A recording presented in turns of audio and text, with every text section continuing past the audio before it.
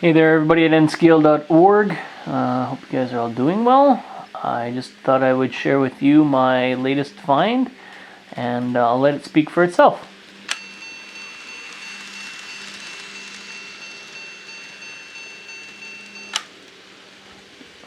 In case you guys haven't seen this before, it's actually, I think it's pretty rare. I haven't seen too many of them around. I managed to pick this one up from a lady down in the States who was selling a bunch of Kato Track. Along with those buildings and engine that I have up for grabs there. And I'm transferring over to Kato Unitrack, so I figured this would be an awesome addition. It is the Kato Automatic Crossing Gate. I don't know the part number, I'm sorry, but let me give you kind of a little bit of an overlay of how this sucker works. This is the control box by my guess. This knob right here, its only function is to control the sound level of the bell. So if I turn it all the way down, obviously it'll be off. All the way up is what you hear currently. Right there. Those two little black pieces of track are the sensor tracks. 1 and 2, I've got them hooked up right now to the Kato V11 viaduct set. So when the train hits this sensor track on this side, gate goes down, and then when it actually clears this platform right here, clears that portion, the middle of the track is actually sensor as well. The gates will go up. If the train's going the other way, you got sensor tracks on the other side. So here we go. Down she goes as the train goes through. Once it clears the actual platform, the bell, lights, and arms go up. And bell and lights go off, as I was saying. As many of you know, I had to get rid of my other layout because in the process of considering selling the house. So unfortunately, the layout just adds a little bit of clutter, and it would have had to be moved anyways. So for now, I've picked up some Kato Unitrack. I picked up the double track set with the super elevated curve. So we'll wait for the train to come around again. Both of these units are Kato SD40-2s. The first one I bought off High Rail Truck there. I'm very, very happy with it. I know the number boards aren't in yet. I haven't put them in. And I know I'm missing one out of my BC Rail engine. I just need to put that back in there as well. But just an example of super elevation. Pretty cool. I like the setup here. Basically, I stand up and I'll show you here. All I have right now is just kind of the rough figure 8 setup.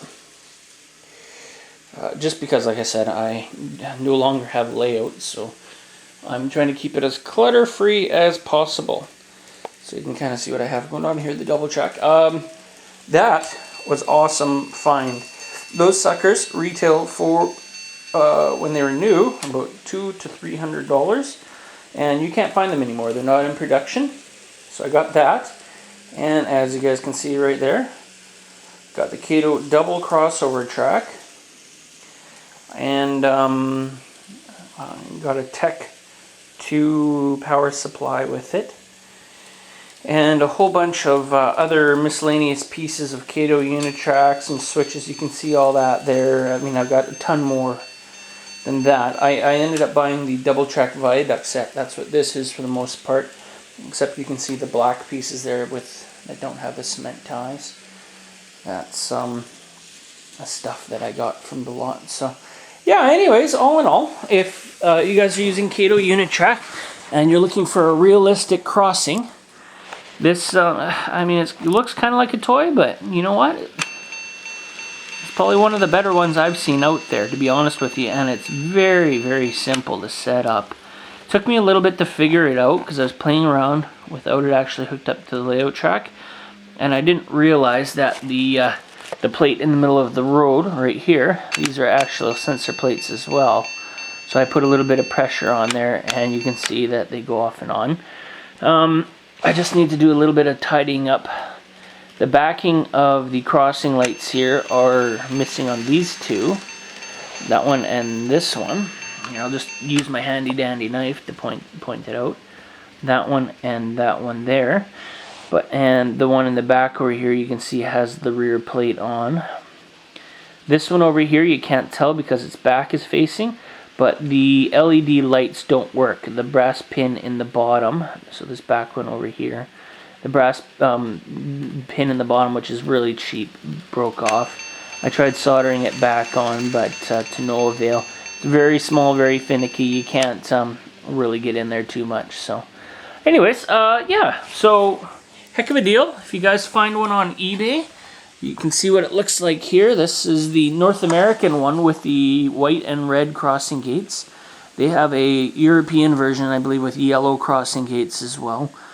And, I mean, the gates go up and down automatically, which is awesome. And then the little flashing lights, too, are really, really cool.